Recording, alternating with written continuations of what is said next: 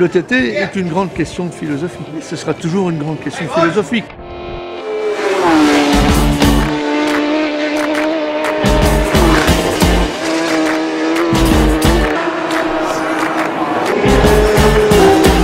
Ça fait peur, non? Un peu quand même, ouais, je trouve. Press trigger, me no press people button. Nobody chat come face me with something. Like how me have 22 in a me son. Then I feel so forget the next dozen fool.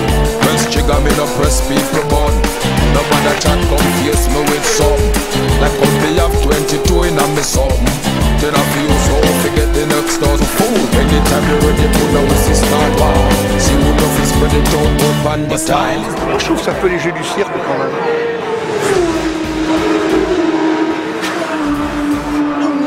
Ça touche et tout.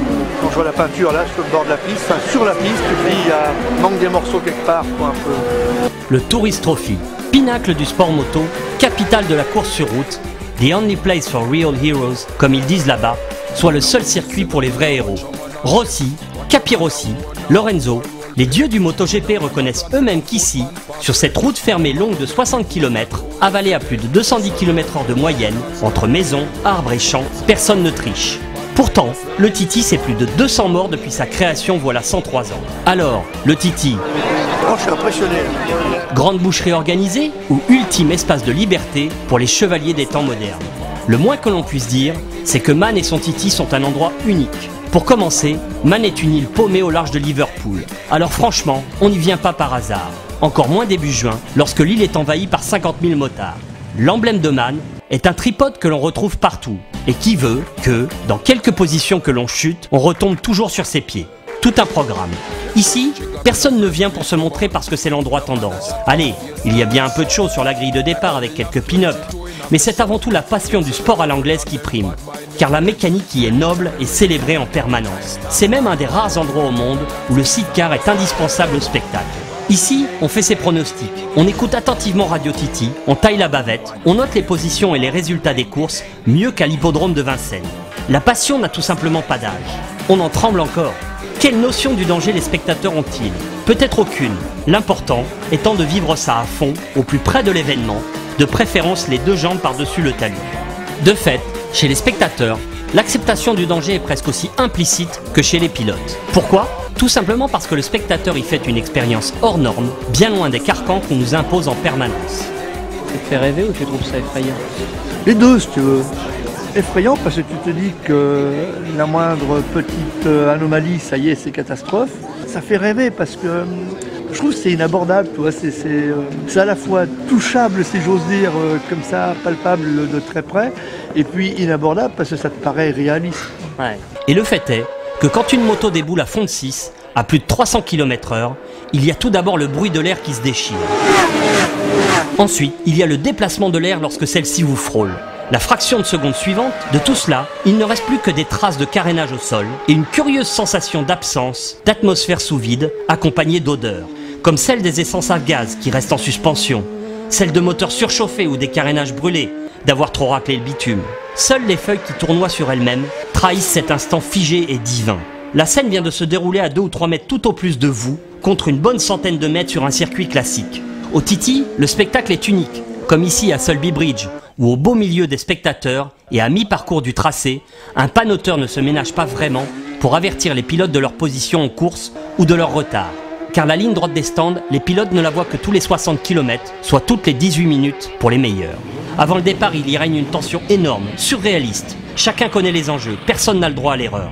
Que ce soit les mécanos, qui passent leur temps à tout vérifier en permanence, ou les pilotes, qui tentent d'échapper au stress, chacun à leur manière, le plus souvent en s'isolant, comme ici avec Kissamore ou Guy Martin. 1 minute avant le départ retentit une corne de brume. À la queue leu-leu, chacun attend de pouvoir s'élancer toutes les 10 secondes, pneus froids, fond de 6, dans la descente de Bray Hill.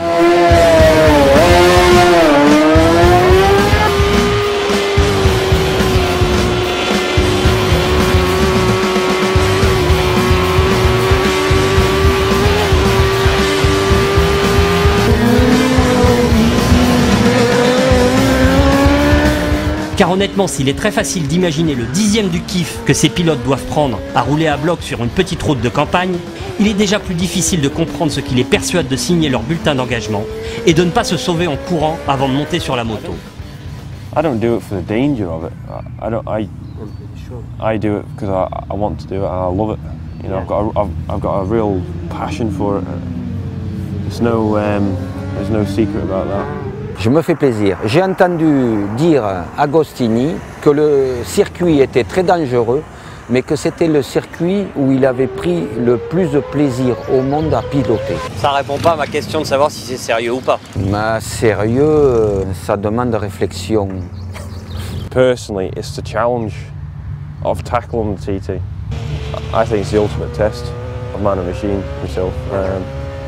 To get a result, you know, it's even more of an achievement, you know, because you've had to really, it's a real thinking game. You've got to have your mental cap on and straight, and everything's got to be right, you know. For me, that's my addiction to the TT, and I want to win it, you know. À se demander en quoi cette course est unique. Le TT, c'est une semaine de course, 5 courses, Super Sport, Superbike, Super Stock et Senior, que les pilotes disputent quasiment tous dans leur intégralité, soit 1450 km de course, avalés à plus de 200 de moyenne, sans compter les 1000 km d'essai. Du coup, ce n'est pas une mais 3 motos qu'il faut régler à la perfection, car une Superbike mal réglée ici est un cauchemar. Aucun tracé au monde n'est aussi exigeant. 60 km, plus de 300 virages qu'il faut mémoriser à la perfection, bosse en prime. Est-ce qu'on peut réellement prétendre connaître chaque bosse et chaque virage? Oui, c'est vrai, oui. Il existe le risque de la déconcentration. Ouais. C'est-à-dire qu'on n'y est plus à 100% et là, oui, ça arrive. Mais la connaissance, c'est par cœur. Et c'est même intuitif.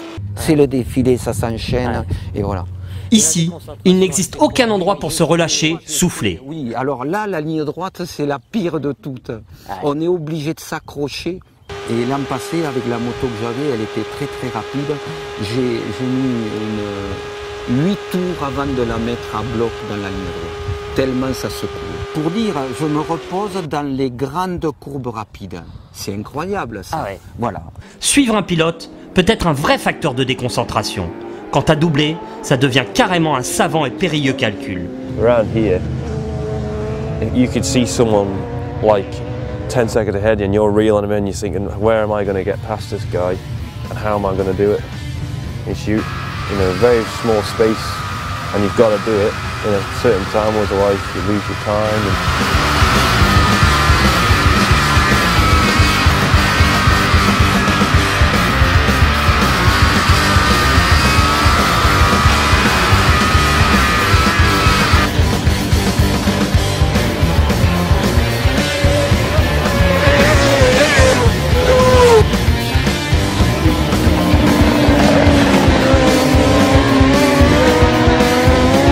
Le plus dur moralement au TT reste de se lancer à fond d'entrée de jeu. Si tu ne te jettes pas pneu froid à fond de 6 dans la descente de Braille pour faire claquer un tour à plus de 130 miles/h d'entrée de jeu, aucune chance de gagner, raconte Steve Platter. Autre moment d'intensité inégalable sur le TT, les ravitaillements au nombre de 2 sur 6 tours en catégorie Superbike et Senior. La voie des stands est hyper étriquée. Une fois face à son Derrick, le débit limité des tuyaux de remplissage de carburant permet à chacun d'œuvrer dans le calme et la concentration. Le stress, la précipitation sont à bannir, sous peine d'erreurs cruciales, comme ce pilote qui va devoir retourner au charbon sans aucune protection du fait d'un asticage un peu trop appuyé de la bulle de sa moto. Mais peut-on réellement parler de sécurité au TT? Way too fast. And it's concerning when you see top riders like that crash 2 in one event, 2 in one race. Yes. That's very frightening. I've read books from the past 1950s, 60s. People always saying the same. I remember Mike Harwood saying no one, I think a limit, he said that the current bikes at the time, the Grand Prix bikes at the time, when they were only just over 100 miles an hour lap, that he said that is the most horsepower you could ever ride a circuit like the Isle of Man with.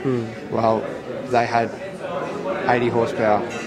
Car s'il n'existe aucune parade face à un crash à plus de 200 sur route, il faut reconnaître que tout le monde est aux petits soins pour les pilotes. Sous les hauts vents des teams, la perfection est incontournable et on va jusqu'à débarrasser les pneus de leur fine couche de paraffine. Pourtant, il est d'autres éléments issus des pilotes eux-mêmes qui concourent à la sécurité.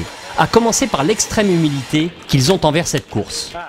You can only make it as dangerous for yourself, really. You know, if you ride beyond your limits and you know you're asking for trouble. You know, me personally, I come to the TT knowing the dangers of it.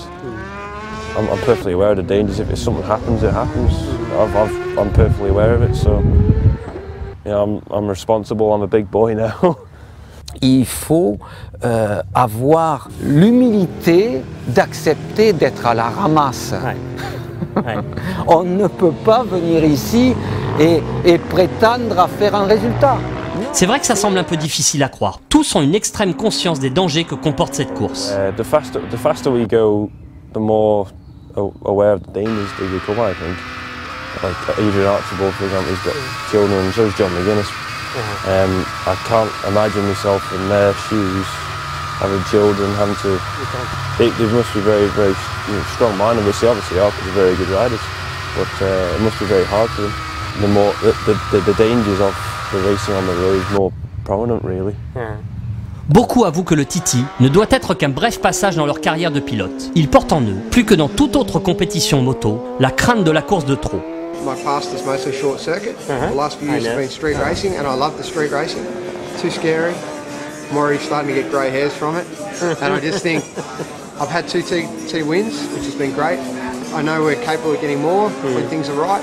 But I'll come back one more year and see how it goes. I'll find something else to do. Me press trigger, me no press people button. Nobody chat come face me with something. Like how me have 22 in me something. Them say them a friend and them bad man. Alors c'est clair, pour nous, le TT est une course de grands garçons qui se déroule entre grands garçons consentants. Même si... Le TT est une grande question de philosophie.